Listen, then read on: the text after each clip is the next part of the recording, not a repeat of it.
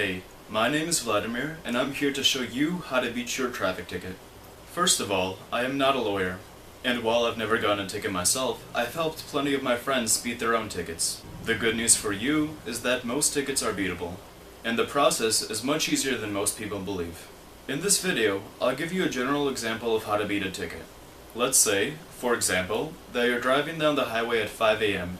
at 15 miles an hour over the speed limit. Soon enough, you see another car in front of you, and as you begin to pass it, its red and blue lights begin blinking. It turns out to be a police car. You then get pulled over and are given a ticket for speeding.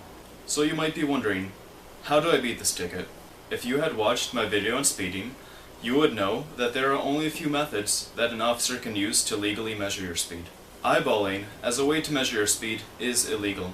If the officer was driving at 60 miles an hour, and had estimated that you were driving 15 miles an hour faster than he was, he cannot legally put your speed at 75 miles per hour. During your trial, if you can show that the officer had measured your speed illegally, you have won the case. However, there are plenty of other methods to beat the exact same ticket. If you are in a state that has a presumed speed limit, you can drive slightly above the speed limit, as long as you could show that the conditions made it safe to do so. In this example, you are driving 15 miles an hour over the speed limit at 5 a.m.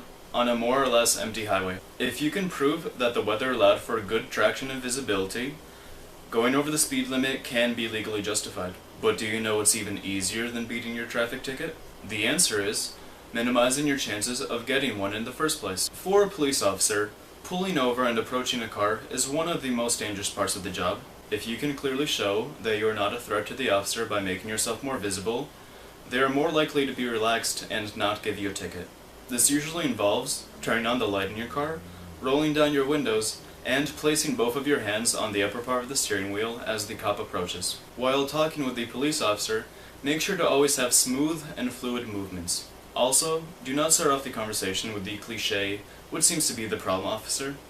Try something along the lines of, "How may I help you?" instead. Finally, if you do get a ticket, how do you find out the exact wording of the law that you have been accused of violating? On your ticket, there should be a number that corresponds with a specific law. This number is usually known as the statute or vehicle code section. Sometimes it's pre-printed on the ticket and the officer just checks in a box. Other times, the officer just writes it in manually. A quick search on the internet will find you the exact wording of the law. This is all that I will be covering in this video. Thanks for watching. Bye.